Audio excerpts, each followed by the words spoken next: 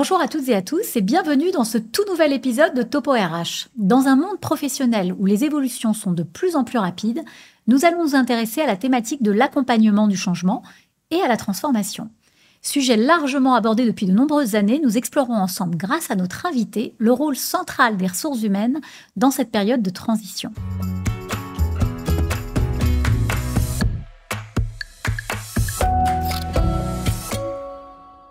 Vous écoutez Topo RH, le podcast qui décrypte les décisions RH pour élever le potentiel humain dans les entreprises. Je suis Namia Ben Mansour-Herpin, consultante et coach. J'accompagne les entreprises dans le développement de leurs talents. Aujourd'hui, j'ai le plaisir de recevoir au micro Camille Oléon, DRH France et Europe continentale chez HSBC.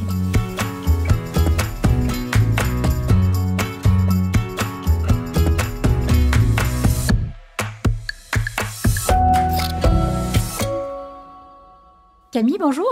Bonjour Namia. Je suis ravie de vous recevoir. Merci, je suis ravie d'être là. Écoutez, la dimension humaine est bien souvent l'une des dimensions les plus complexes à piloter dans la conduite des transformations en entreprise. L'humain étant plus ou moins à l'aise avec le changement. Nous allons échanger et partager autour de cette thématique. Quelle expérience de transformation majeure que vous avez conduite en tant que DRH vous souhaitez partager avec nous aujourd'hui ?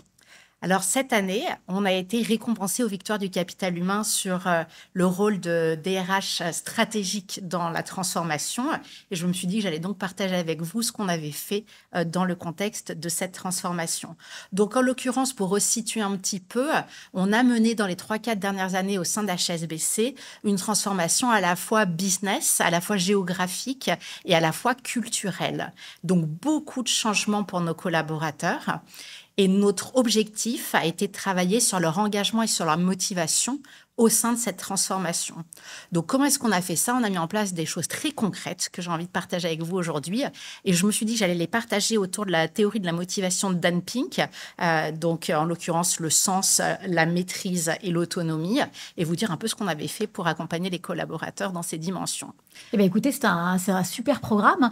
Juste pour revenir à ce contexte de transformation, qu'est-ce qui vous a amené à transformer, à faire bouger l'entreprise dans la manière de travailler? Concrètement, quand vous parlez de business et d'activité, qu'est-ce qui a changé dans l'entreprise? Alors, il y a beaucoup de choses qui ont changé, qui sont endogènes et exogènes. Il y a d'abord eu le Brexit, qui a fait que l'entité française est devenue le siège des activités en Europe. Et donc, d'une banque plutôt française, on est devenu une banque européenne. On a dû intégrer beaucoup de pays, ce qui a changé pas mal de choses dans notre façon de travailler. Il y a eu une transformation business qui fait qu'on s'est vraiment concentré et qu'on se concentre aujourd'hui sur la banque commerciale et sur la banque d'affaires, sur le trade, qui sont nos cœurs de métier, et là où on est très fort et où on peut apporter une vraie valeur ajoutée pour nos clients.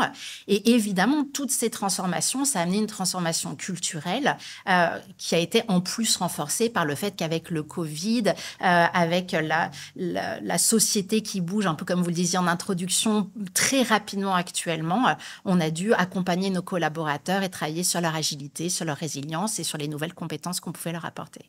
D'accord, oui, donc effectivement, le contexte de transformation de l'entreprise d'un point de vue de l'activité, avec un certain nombre d'éléments que vous évoquez, culturels, contenu professionnel, parce que quand vous dites banque d'affaires, ça veut dire que la partie retail et banque particulière a été complètement... ne fait plus partie de l'activité de la banque, c'est ça, si je comprends. En France, oui, tout à fait. D'accord. Donc, réintégrer aussi des profils et des personnes dans des nouveaux métiers, donc changement de métier pour certains. Tout à fait. D'accord, super. Bah, écoutez... Comment vous voulez procéder pour nous raconter comment vous y êtes pris? Parce que quand on vous écoute, on voit la dimension et le travail monumental que vous avez dû mener auprès des collaborateurs. J'imagine que vous avez partagé une stratégie avec votre board.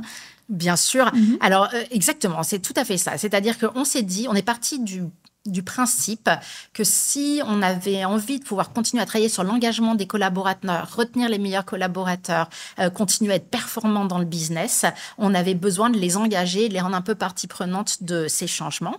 Et on a travaillé sur plusieurs dimensions. On a d'abord travaillé sur le sens, finalement, expliquer ce qu'on avait envie de faire, pourquoi est-ce qu'on le faisait, comment ça allait se matérialiser. Et ça, c'est le premier pilier qui a été vraiment important pour nous et sur lequel toute la direction a été extrêmement impliquée. On a travaillé sur un narratif simple, compréhensible, que tout le monde pouvait s'approprier et puis qu'on a cascadé au travers de l'organisation. On a aussi permis à tous les collaborateurs de poser toutes les questions qui leur passaient par la tête. Et ça, c'est vraiment un truc assez sympa qu'on a mis en place. On a mis en place des Parlons-en RH. Donc, c'était des sessions, en fait, en remote, en Zoom, d'1 heure, sans aucun agenda, dans lequel les équipes RH étaient là pour répondre à toutes questions qui se posaient, de la plus stratégique et conceptuelle à la plus pratico-pratique et opérationnelle, avec souvent 1000 à 1500 collaborateurs connectés, donc beaucoup de questions, beaucoup de contenus qui nous ont permis de lever, en tout cas, je pense, des angoisses, des incertitudes, des doutes sur ce qu'on était en train de faire. Et là, il n'y avait pas de tabou? C'est-à-dire que les collaborateurs pouvaient aborder toutes les thématiques Aucun filtre. Aucun filtre sur les questions. Après, on est toujours très clair dans ces dispositifs-là qu'on répond à ce à quoi on peut répondre. Bien sûr. Si on n'a pas des réponses, on répond a posteriori par écrit. Et puis, s'il y a des choses auxquelles on ne peut pas répondre, on est clair sur le fait qu'on ne peut pas y répondre. Mais en tout cas, il n'y a aucune question taboue. Et on a vraiment fait un effort de transparence important pour que les collaborateurs se sentent en confiance, aussi pour pouvoir poser les questions qui les intéressaient finalement. Alors, dans cette première partie de partage, j'entends dans ce que vous dites qu'il y a 2 éléments importants. C'est déjà la mobilisation de tout le board et de toutes les directions pour partager. Le deuxième élément, c'est la communication. C'est vrai qu'en période de changement et de transformation, il y a beaucoup de fantasmes, d'a priori, de craintes, et que vous avez en fait levé, de ce que j'entends, de ce que vous dites, via la communication. Alors, le premier pilier, c'est la communication. Ensuite, quelles ont été les actions que vous avez menées? Alors, ce qu'on a essayé de faire, c'est de travailler aussi sur l'aspect autonomie dans le sens d'implication. Et on a, par exemple, créé un réseau d'ambassadeurs sur un des gros projets de transformation qu'on avait, créé un réseau d'ambassadeurs volontaires. Donc, on a demandé à des gens, est-ce que vous avez envie d'être informés et formés à accompagner vos collaborateurs dans l'appropriation de cette transformation et de tout le parcours qu'on va mettre en place pour les accompagner. Et donc, ils ont été volontaires. On les a en effet informés. Donc, on leur donnait de l'information un peu privilégiée en avance de phase. On les a formés à pouvoir animer, par exemple, des réunions avec les collaborateurs pour pouvoir leur partager l'information, les faire aussi réfléchir et nous retranscrire ce qui venait de la part des collaborateurs, comme les points un peu critiques, les questions qui pouvaient se poser, les incertitudes qu'ils avaient. Et ça nous a permis, ça leur a permis à eux de se sentir acteurs et d'avoir un rôle à jouer dans cette transformation, ce qui, à mon sens, est extrêmement important. Et puis, ça nous a permis aussi de récupérer énormément d'informations de la part des collaborateurs pour ajuster, en fait, les dispositifs qu'on mettait en place. Et ça, je trouve que c'est quelque chose que je recommanderais vraiment beaucoup parce que ça permet de créer une relation de confiance plus importante, je pense, que si la seule parole émanait de la direction générale, ce qui, de temps en temps, peut ne pas créer cette confiance qu'on avait envie de mettre en place. Et là, c'était sur volontariat? Oui. D'accord. Donc, les personnes se manifestaient en disant, voilà, je veux être acteur de la transformation et du changement. Pas forcément de lien hiérarchique avec les collaborateurs, ça pouvait être un membre de l'équipe. Tout à fait. D'accord. Et donc, du coup, l'accompagnement que vous avez fait auprès de ces personnes-là, c'est un accompagnement sur la posture, l'accompagnement au changement? Oui, on a fait plusieurs types d'accompagnement. On a fait les méthodologies d'animation de réunion assez simples. Et puis, en effet, un vernis sur l'accompagnement du changement et sur la façon dont on peut restituer de l'information, aller chercher de l'information, restituer de l'information de manière à ce que chacun puisse se l'approprier. D'accord. Et alors, combien de collaborateurs aujourd'hui au sein d'HSBC France et Europe continentale? Dans le cadre de ce projet, on avait une centaine d'ambassadeurs. Pour combien de collaborateurs? Pour à peu près 3000 collaborateurs qui étaient concernés par cette transformation. Oui, donc c'est un dispositif qui est quand même assez... qui couvrait un certain nombre de périmètres, de services et départements. Comment ça a été accueilli, ce rôle d'ambassadeur, par les collaborateurs? Je pense très bien. Et je pense que les collaborateurs, le choix des collaborateurs de participer les rendait, par nature étant volontaires, très enclins à remplir la mission qui leur était assignée.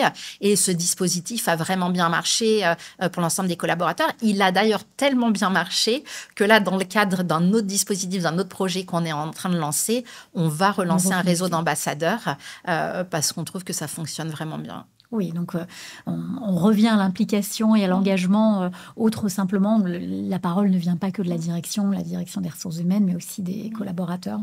Ça, c'est la deuxième partie. Donc, vous évoquez la communication, le réseau d'ambassadeurs. Est-ce qu'il y a d'autres choses que vous avez mis? Oui, il y a une troisième chose dont j'avais particulièrement envie de parler. Donc, je reviens à ma théorie de la motivation de Dan Pink, et c'est la partie qui est sur la maîtrise. En fait, les gens se sentent bien quand ils ont le sentiment qu'ils peuvent relever des défis, qu'ils peuvent progresser dans ce qu'ils font et qu'ils sont au niveau qu'on attend d'eux, en fait. Et je pense notamment, je vous ai parlé de cette transformation, cette internationalisation. On a beaucoup accompagné les collaborateurs dans le développement de leurs compétences. Je vais citer l'anglais parce que c'est vraiment l'exemple le plus évident. On a des collaborateurs qui travaillaient en France, principalement en français, qu'on a accompagnés pour qu'ils se sentent à l'aise pour pouvoir parler avec leurs collègues en anglais.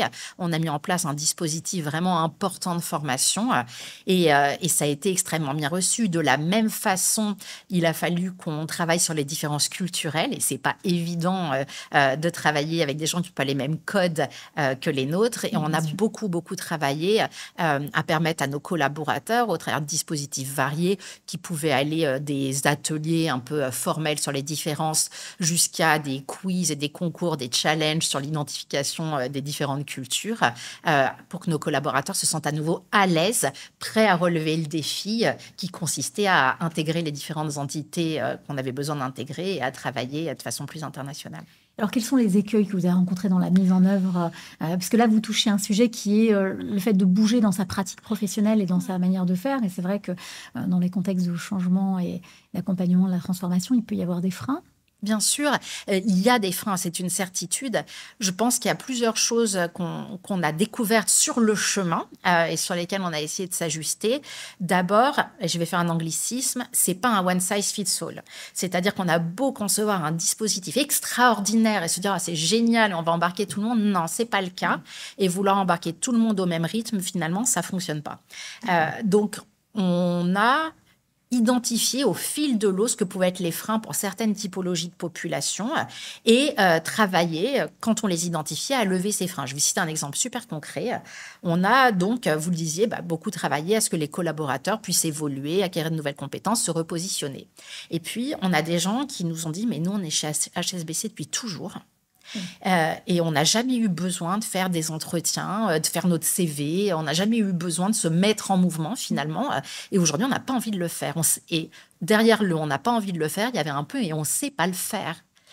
Et donc, on s'est dit, OK, par rapport à ça, comment est-ce qu'on peut accompagner les gens? Et on a créé des dispositifs qu'on a appelés Boost ton CV, Boost ton entretien, dans lequel on a fait des ateliers avec des recruteurs qui ont pris ces gens, ces groupes de collaborateurs, et qui leur ont fait bosser leur CV, qui leur ont fait bosser leur entretien, à nouveau sur cette idée de maîtrise pour qu'ils se sentent à l'aise et qu'ils puissent se mettre en mouvement. On a offert ce dispositif-là. Et en fait, voilà, donc ça, c'est un des premiers freins qu'on avait trouvé, les gens qui avaient pas forcément envie de bouger et sans doute parce qu'ils n'en avaient pas les moyens.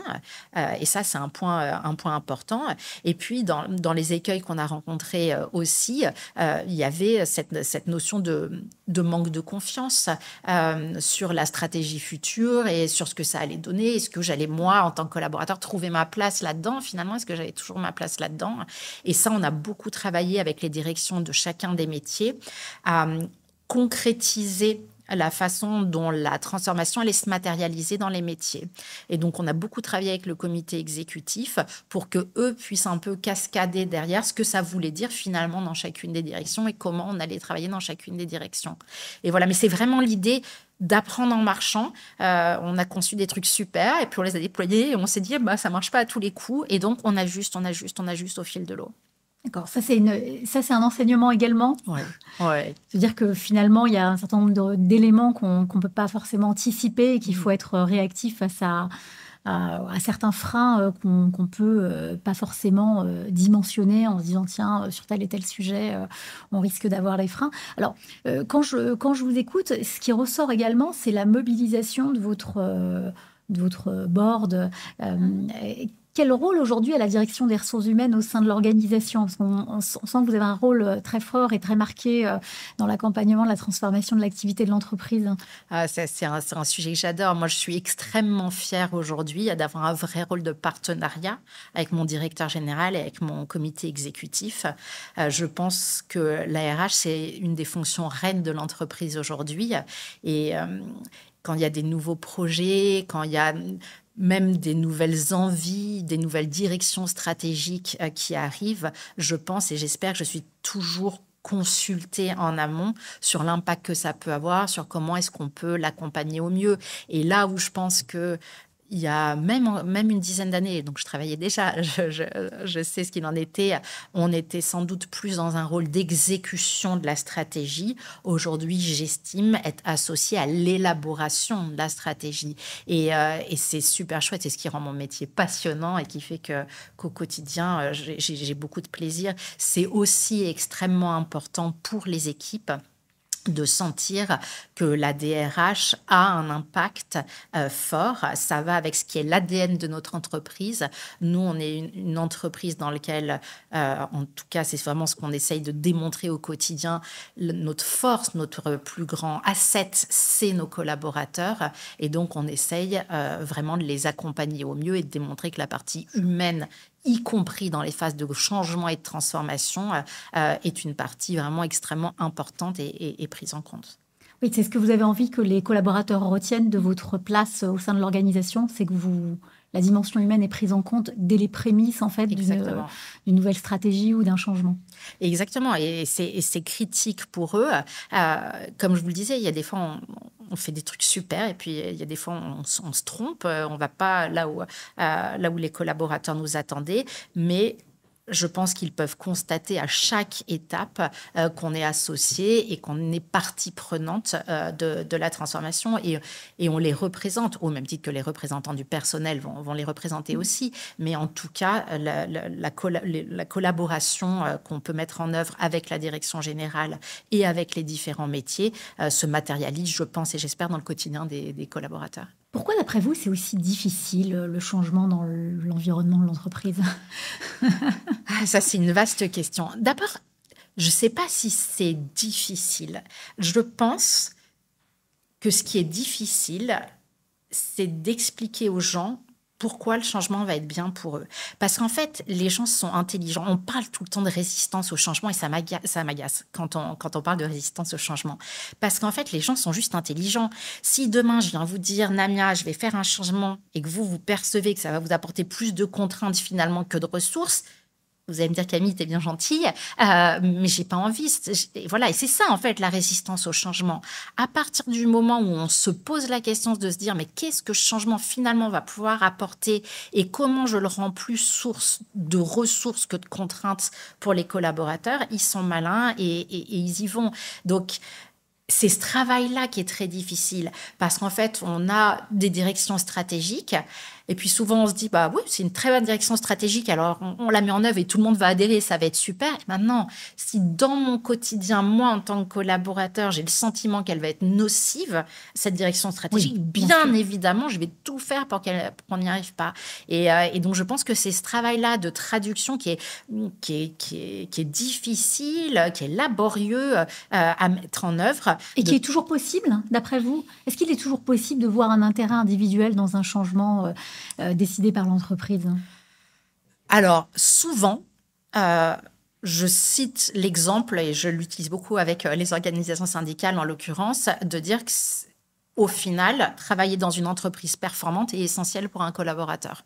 Et donc, c'est finalement ce qui peut remettre tout le monde d'accord, y compris quand on a des choix difficiles à faire, c'est ce qui peut remettre tout le monde d'accord. En fait, on va être bon.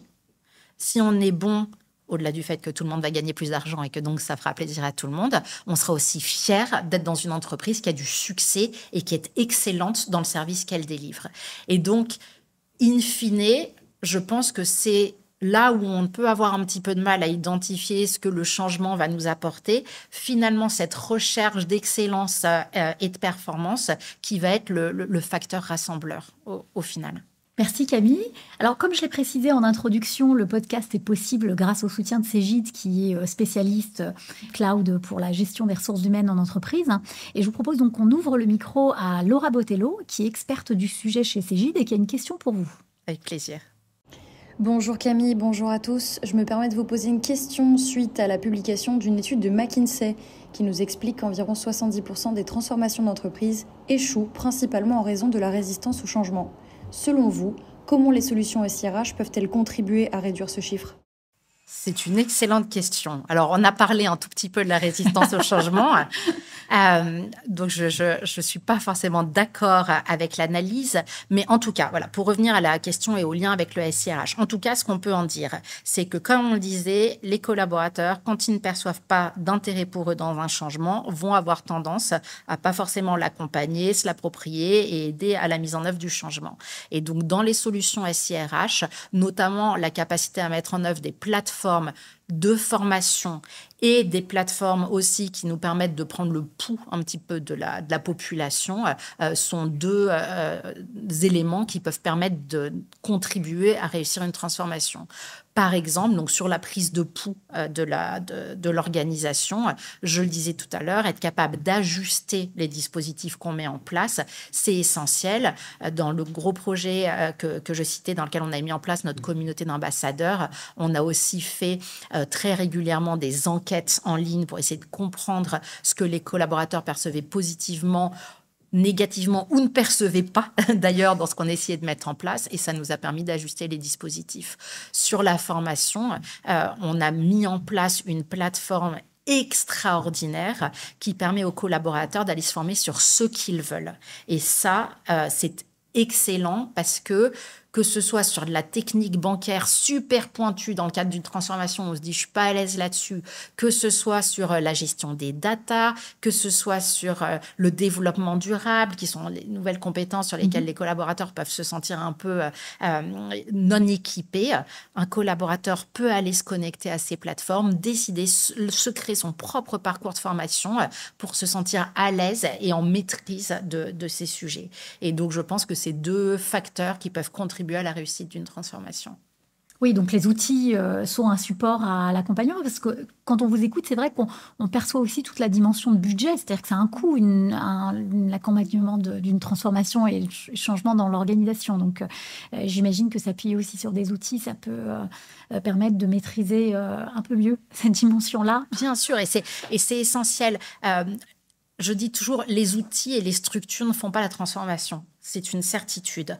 En revanche, ils sont des supports essentiels à la mise en œuvre de cette transformation. Et tout à l'heure, on parlait d'un réseau de 100 ambassadeurs, d'un réseau de 3000 collaborateurs embarqués. Faire de l'accompagnement individuel sans outils pour 3000 collaborateurs, ça me semble difficile. Si on revient à cette transformation majeure que vous avez menée, en synthèse, pour vous, quelles ont été les clés de succès ? Quelles ont été les clés de succès ? Je pense que l'agilité et le fait de réadapter le dispositif en permanence a été une des clés de succès, même la principale. Je pense que la partie communication à toutes les strates de l'organisation et dans tous les corps aussi de l'organisation, ça c'est quelque chose dont je n'ai pas parlé, que je veux bien aborder maintenant. On a les collaborateurs évidemment, on a les instances de gouvernance évidemment, on en a parlé, le comité exécutif, le conseil d'administration. On a aussi les organisations syndicales, le CSE, avec lesquelles on a essayé de communiquer extrêmement régulièrement sur cette transformation et la façon dont elle se matérialisait avec des commissions qui ont été mises en place. Et puis, on a la chance chez HSBC d'avoir des espèces de corps intermédiaires qu'on appelle les ERG, donc les employés ressources groupes, qui se forment autour d'une thématique commune. Donc, on va avoir la mixité, par exemple, mais on va avoir plus récemment la neuroatypie, par exemple, et qui sont aussi des corps de relais hyper important pour nous dans l'entreprise. Et quand il s'agit de transformation culturelle, par exemple, avoir des échanges avec ces ERG, créer des dispositifs adaptés avec ces ERG, ça a été aussi, je pense, une clé de succès de notre transformation. Et oui, quand je vous écoute, je me dis que préparer, même si on n'est pas dans un contexte de transformation, même si c'est relativement rare de nos jours parce que toutes les entreprises connaissent des changements et des transformations, mais il faut aussi l'anticiper. Et l'anticiper, c'est créer des relations fortes avec ses collaborateurs et avoir des relais en interne. Parce qu'effectivement, quand la transformation arrive, c'est le moment où il faut pouvoir s'appuyer sur les bonnes personnes et les bonnes ressources. Et j'entends que ça fait partie des choses relativement innovantes que vous avez tout de même mises en place au sein d'HSBC. Alors, Camille, qu'est-ce qui, dans votre parcours et votre identité, explique votre engagement fort pour la mobilisation des équipes ? Alors, plusieurs choses. Je vais peut-être commencer par mon identité et puis après, j'irai sur le parcours. Moi, je suis la fille d'un sociologue des organisations et j'ai toujours grandi en entendant mon père et ma mère, d'ailleurs, qui travaillaient à ses côtés, parler des entreprises et parler de la façon dont les entreprises pouvaient progresser grâce aux facteurs humains, en fait. Donc, j'ai baigné dans cet environnement depuis toute petite. Et donc, je pense que ça a ouvert mon oreille à ces thématiques. Ensuite, je suis arrivée dans l'entreprise avec la conviction profonde que le facteur humain est le facteur clé pour nous permettre d'évoluer et de donner le meilleur service à nos clients et à nos communautés. Parce que au-delà de la clientèle, si je prends la banque par exemple, c'est un secteur sur lequel il y a eu beaucoup de bashing. Mais moi, j'ai fait presque toute ma carrière dans la banque, un petit peu d'assurance, mais presque toute ma carrière dans la banque. Et c'est un secteur que j'adore. Sans la banque, on ne peut rien faire. Individuellement, collectivement, sans la banque, on ne peut rien faire. Et donc, se dire qu'on contribue de par l'accompagnement des hommes et des femmes dans l'entreprise à finalement construire le monde, lui permettre d'évoluer et permettre aux sociétés de devenir meilleures, je trouve que c'est super enthousiasmant. Voilà. Donc, en termes de parcours, j'ai commencé ma carrière dans la banque, chez Crédit Agricole en l'occurrence, où j'ai passé pas mal de temps plutôt sur les sujets de gestion des talents, sur les sujets culturels, d'accompagnement des nouveaux collaborateurs, d'intégration des nouveaux collaborateurs. Je suis ensuite allée dans le secteur de l'assurance, c'est pas très loin, où j'ai travaillé sur le talent management et un peu plus sur la création finalement d'une culture d'entreprise. Je suis allée une petite année dans un secteur différent qui était plus vers l'IT et je suis arrivée chez HSBC où on m'a donné la chance vraiment de prendre un rôle de DRH, d'abord sur la banque de détail et puis maintenant sur l'ensemble de la France et de l'Europe continentale. Et en fait, ce qui a conduit tous les choix dans ce parcours, c'est à chaque fois d'avoir le sentiment de pouvoir avoir un impact et de faire progresser une situation, de rendre les choses meilleures. Ça peut paraître un peu naïf, mais finalement, moi, j'aime bien arriver et me dire que j'ai pu contribuer à faire que les choses se passent mieux et à ce qu'on soit plus performant au bénéfice de tous. Alors, il y a une autre thématique qui vous tient à cœur, c'est l'inclusion et la diversité. Ouais. On en a parlé lorsqu'on a préparé notre échange. Alors qui vous tient particulièrement à cœur, et comment vous réussissez à intégrer cette thématique et cet enjeu dans des contextes de transformation ? Alors, c'est encore plus important dans les contextes de transformation de faire attention à ces sujets-là. On avait un grand débat hier, d'ailleurs, avec certains membres du comité exécutif, puisqu'il y a un article qui est paru récemment disant que finalement, le lien entre diversité et performance n'était pas si démontré scientifiquement que ça. On pourrait en débattre pendant des heures. Il n'en est pas moins que dans la plupart des industries, et l'industrie bancaire la première, c'est important de comprendre la société. Et plus on est divers, mieux on arrive à comprendre la société. Je cite toujours cet exemple sans d'ailleurs savoir s'il est vrai. Il faudrait que j'aille creuser davantage mes sources. Mais l'Apple Watch, au départ, n'avait pas de fonction de suivi du cycle menstruel. La raison, a priori, c'est qu'il n'y a aucun des ingés masculins qui était autour de la table qui a eu cette idée-là. Et donc, voilà. Donc, c'est un exemple un peu caricatural, mais néanmoins qui permet de voir ce qu'on peut mettre derrière. Et je pense que c'est essentiel qu'on reflète la société dans l'organisation. Donc, ça, c'est le premier point. A fortiori, en période de transformation, si on veut embarquer tout le monde, l'inclusivité, elle est essentielle. Et donc, travailler sur cet aspect-là, ça permet de réussir sa transformation. Je citais l'exemple des corps sociaux tout à l'heure avec lesquels on peut travailler, des ERG avec lesquels on peut travailler. C'est des corps qui viennent nous challenger, nous expliquer qu'on ne fait pas bien les choses, qu'il faut qu'on fasse mieux. Nous, il n'y a pas longtemps, il y a une de nos ERG, 50-50 pour ne pas la citer, qui est venue nous voir, qui nous a dit « Vous ne faites rien sur les seniors. Vous n'êtes pas bon sur les seniors. » Et je me suis dit, c'est pas faux.